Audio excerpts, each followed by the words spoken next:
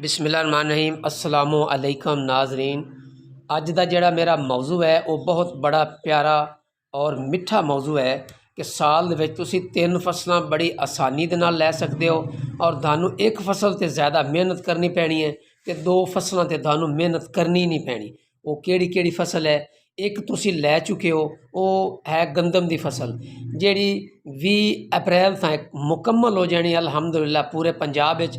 अगर शाज़ो नाज़र किसी मेरे भरा ने ज़्यादा तादाद है गंदम बीजी हुई है तो 1 मई नूं वो फारग हो जाएगा।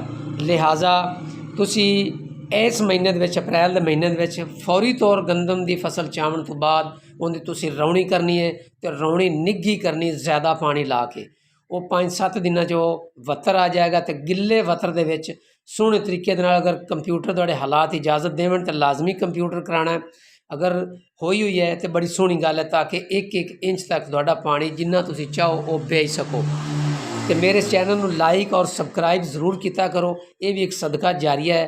तो इस प्लेटफार्म पर तुसी मेरी मदद कर सकते हो। मैं तुहानूं अच्छी इन्फॉर्मेशन देना और इहदे ते खुद अमल करना अल्हम्दुलिल्लाह।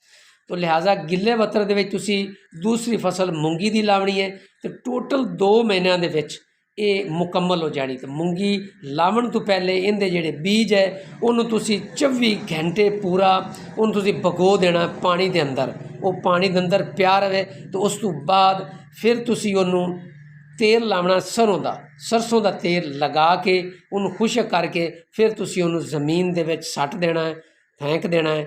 छट्टे नाल भी तुसी मूंगी काश्त कर सकते हो तो चोपिया नाल भी तुसी काश्त कर सकते हो।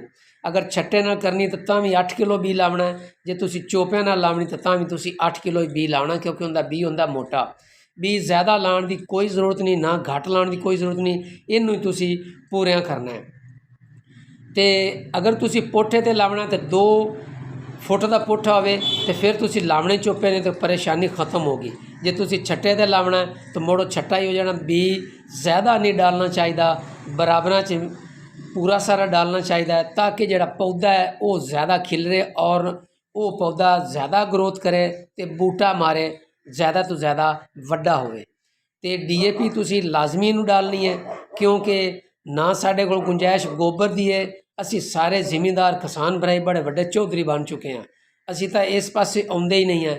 तो ना ही असी जंतर की वीडियो वेखने हैं तो बजुर्गों को सुनने तो ना ही असी जंतर का जिहड़ा असी वो खाद जिहड़ी सब्ज़ बनाने, ना ही असी उहदे तवज्जो देने। असी आने भी असी रातों रात अमीर हो जाइए तो गरीब हो भी ही ना सी जिहड़े खासकर पाकिस्तान वाले ने। इस वास्ते मुड़ रहा मामला जी DAP का। DAP जिहड़ी खाद तुहानूं पसंद है वो तुसी जिहड़ी खाद भी तुहानूं पसंद है तुसी लाजमी डालनी है। साडी मजबूरी बन गई है DAP डालनी। साड़ियाँ जिहड़ी ज़मीनां ने वो नशे ते हिल चुकियां ने 35-40 साल तो नशा असां उन्हां नूं करवाया है तो इस वास्ते वो हिल गई ने। अगर DAP पावांगे तो कुछ ना कोई रिजल्ट दे देंदी, नहीं तो नहीं देंदी। अगों नाइट्रोफास या सल्फर जो भी तुसां पाना है वो अपनी ज़मीन के मुताबिक पाना कि साड़ी ज़मीन की मंगती है। वो हर जिमींदार नूं पता है कि मेरी ज़मीन की कंडीशन की है, खाली वीडियो ते गल नहीं बननी। तुसी ज़मीन के मुताबिक चलना है। हर बंदे नूं आपकी ज़मीन के कण का पता है कि आगे की हौली है या पीछे की भारी है, पीछे की हौली है या आगे की भारी है। पंजाबी च मैं गुफ्तगू कर रहा। छट्टे ते भी काश्त कर सकते हो तो बी तुसी 8 किलो लावना, जे चोपियां ते करना तो तां भी 8 किलो लावना। तो जदों स्प्रे मंगे इनू तुसी लाजमी स्प्रे मूंगी की दाल नूं देनी है। 3 पानी टोटल लावने ने। पहला पानी जिहड़ा तुसी वो 20 तो 25 दिनों बाद लावना तो दूसरा जो फुलों ते आ जाए तो जो तीसरा तुसी लावना है वो जो पकनी शुरू कर देवे। यह इनका तरीकेकार है जी। पूरे 2 महीनों के एक कंप्लीट हो जाती। अगर तुसी इनका जिहड़ा बीज है उन्होंने 24 घंटे बे के रखो तो उस तो बाद उन्होंने सरों का तेल ला के उन्होंने काश्त कर दो, ठीक हो गया जी। ये इनका तरीका है। तो जदन स्प्रे मंगे तुसी लाजमी करनी है। तो हुण गल रहेगी तीसरी फसल वो तुसी करनी है जी जुलाई के महीने दे विच तुसी मुंजी गढ़नी। जिहड़ी तुहाडा दिल करे मुंजी गढ़ लो, कोई परेशान होने वाली गल नहीं। मौसम उस तो अगर फ़कत 1 महीना ही गर्मी होंदी है, उस तो अगर जिस तरीके नाल अगर लगे जाना मौसम ठंडा शुरू हो जाता है तो एवरेज ज़्यादा देंदी तो बीमारी धान की फसल नूं मुंजी नूं घट लगती है। ਤੇ ਉਹ ਸਭ ਤੋਂ ਬਿਹਤਰ ਜਿਹੜੀ ਮੁੰਜੀ ਸਾਨੂੰ ਕੱਢਣੀ ਚਾਹੀਦੀ ਉਹ ਜੁਲਾਈ ਦੇ ਮਹੀਨੇ 'ਚ ਕੱਢਣੀ ਚਾਹੀਦੀ ਹੈ। ਲਾਲਚ ਨੂੰ ਨਹੀਂ ਪੈਣਾ ਚਾਹੀਦਾ ਕਿ ਅਪ੍ਰੈਲ ਦੇ ਸ਼ੁਰੂ ਤੋਂ ਕੱਢ ਲਈਏ ਤੇ ਮਈ 'ਚ ਕੱਢ ਲਈਏ, ਇਸ ਪਾਸੇ ਤੁਸੀਂ ਬਿਲਕੁਲ ਨਹੀਂ ਆਉਣਾ, ਇਹ ਗਲਤ ਗੱਲ ਹੈ।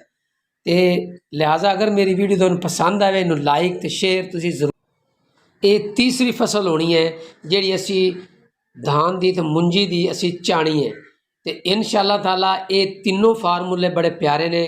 ਗੰਦਮ ਵੀ ਹੋਗੀ, ਦਰਮਿਆਨ ਵਿੱਚ ਮੂੰਗੀ ਵੀ ਹੋਗੀ, ਤੁਸੀਂ ਮਾਸ਼ ਵੀ ਕੱਢ ਸਕਦੇ ਨੇ ਤੇ ਤੁਸੀਂ ਉਸ ਤੋਂ ਹਟ ਕੇ ਤਿਲ ਵੀ ਕੱਢ ਸਕਦੇ ਨੇ। ਲੇਕਿਨ ਜਿਹੜੀ ਇਹ ਵੀਡੀਓ ਹੈ ਇਹ ਮੈਂ ਬਣਾ ਰਿਹਾ ਗੰਦਮ, ਮੂੰਗੀ ਤੇ ਮੁੰਜੀ, ਧਾਨ ਦੀ ਜਿਹਨੂੰ ਅਸੀਂ ਕਹਿੰਦੇ ਹਾਂ। ਲਿਹਾਜ਼ਾ ਇਹ ਅਮਲ ਤੁਸੀਂ ਲਾਜ਼ਮੀ ਕਰੋ।